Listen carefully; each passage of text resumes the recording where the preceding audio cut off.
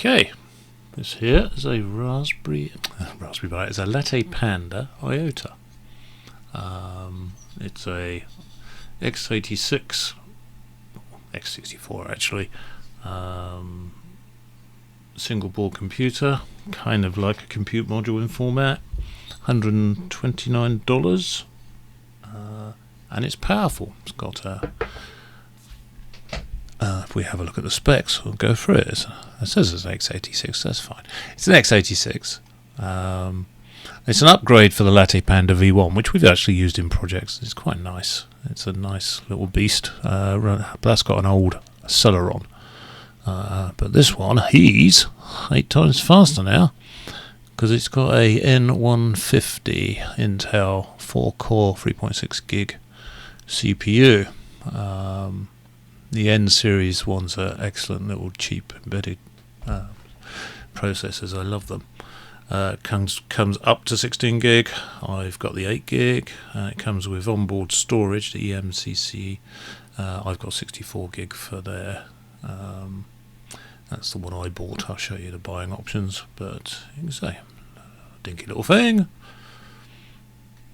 It's got a Raspberry Pi 2040 GPIO header, which is very good for us and our CTI. It's got full-size HDMI. I'll take you from around all the hardware, but it's actually got some good hardware options. It competes quite well against the Rasda X4, certainly for if you were going to do embedded projects. You can run it passively. You've got a passive. I bought the passive and I've bought the active cooling options. So it's got a M2 key. Oh, it's full size. I didn't know that. That's never full size. I think that must be a lie. I don't understand that one. It's got them there, but anyway. So yes, nice little beast, powerful little beast. Runs quite warm. Hardware wise, it's all fairly standard American megatrends. It will load. It says here Ubuntu and Windows. You can get instructions for doing both. So I've got Lubuntu 24.04. So I don't use their recommended one, but I like Lubuntu. It seems to work quite nicely. It keeps it standard with our CTI stuff. Yeah, so it's a good little thing. Now let's go and set it all up. So this little LattePanda Iota, it's quite a nice little beast. It's got an N150 processor in it, Intel processor, 4 cores, 3.6 gigahertz. It's pretty fast, runs quite warm. So this is the fanless case you can buy for it, quite cheap. It was surprisingly cheap actually. If that doesn't cool it enough, there's a very nice little fan that you can buy for it. So it also comes with a microcontroller, a Raspberry Pi Pico, which is very good. So it's got little power buttons there. So one's a reset, one's a power on, which is an option. And there you've got the MCU, the microcontroller unit buttons. It's got some nice USB 3, a full-size HDMI.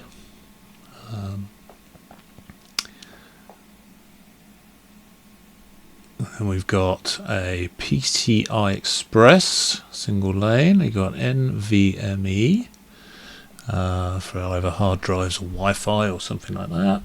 It hasn't got Wi-Fi on board. That's an I2C sensor, and that's the EDP, so that's a flex for embedded displays. It's got its own power, which is nice, so it could be USB-C there, but it's also got its own, again, for embedded systems, you can plug in a power supply into it. up to 15 volts. It's got a real-time clock. You can see that's stuck to the side. And then if we... Do we have a look at the front?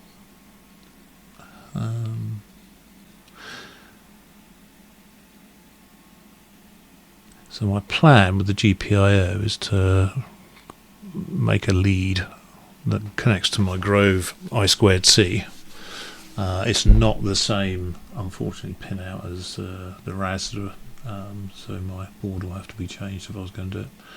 But this little box actually comes with a case, so you won't be able to get to the GPIO anyway if you use that box. But it's quite nice. It mounts to it at the back of it. It's a screw mounting, so I might have to cut a slot in the side. But it's quite a cool little thing. It's got 1 gig Ethernet.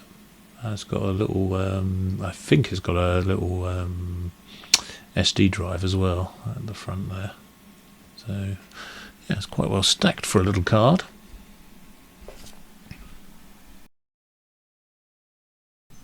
So I've plugged it all in and we're ready to go. You can see it's running about 1 watt, which is a bit odd. That's its standby mode, I assume. I thought I'd just have my little power meter on it, just to show what it does when we power it up. Helps if I press the right button, of course. Let's do the reset button. Bonk. You can see it goes up to about, well, I think it hovers around 8 watt normally, and on boot up and under stress it goes up to sort of 11 watts, so it gets quite hot. So you can see now we're just booting up. I've loaded Linux Ubuntu onto it. That was all pain-free. So just keeping it like the CTI virtual machine. So LabVIEW training. Bonk. Did loads of updates. Installed LabVIEW and Visa. So this is Community Edition again, 64-bit. Seems you can only get the latest version in Community Edition, which is a bit odd. And you still need it connected to the Ethernet for it to recognise that you've logged in, or connected to a network. It doesn't have to be the Ethernet, I've found, but still a minor pain in the neck, which needs to be rectified. Okay, so this is just some examples. Probably what I'm going to be working on next as an example on this. So just to really demonstrate how kind of snappy it is. It seems to work quite well. You can see it doesn't take long to load up. Shifting the screen around is fine. The scroll bar actually works on this, on the Rasda and on LabVIEW 2024. That buffered, but this seems to work very nicely. Zooming in and out, so it's all feels very, very nice and responsive. So I think the next thing I need to do is wire up my I2C so I can show you that demo off.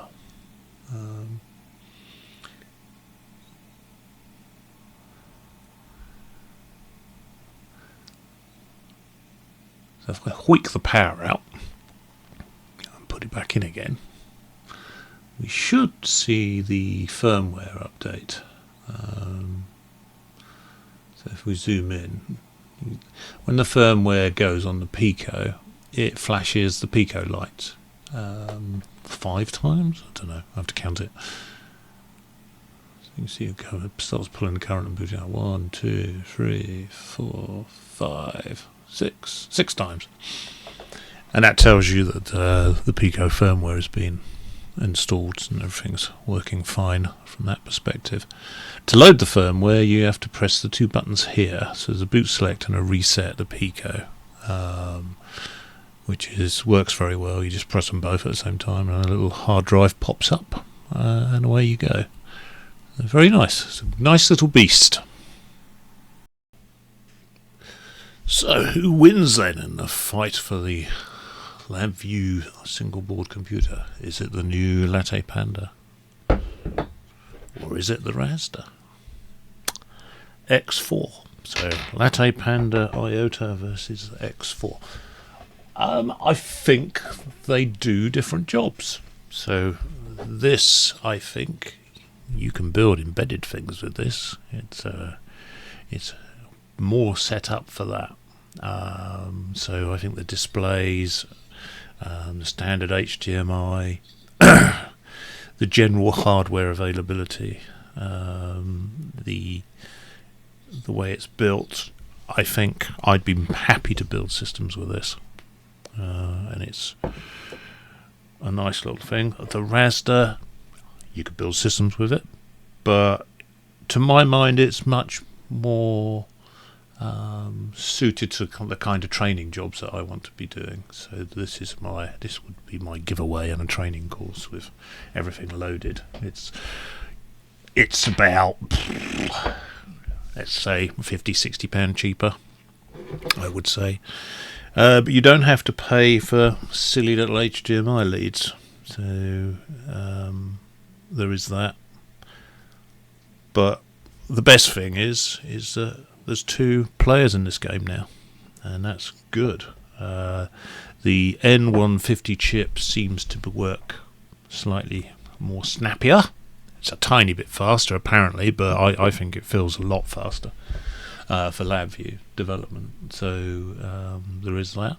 But on the whole, these are both brilliant little boards. For the price, unbelievable value.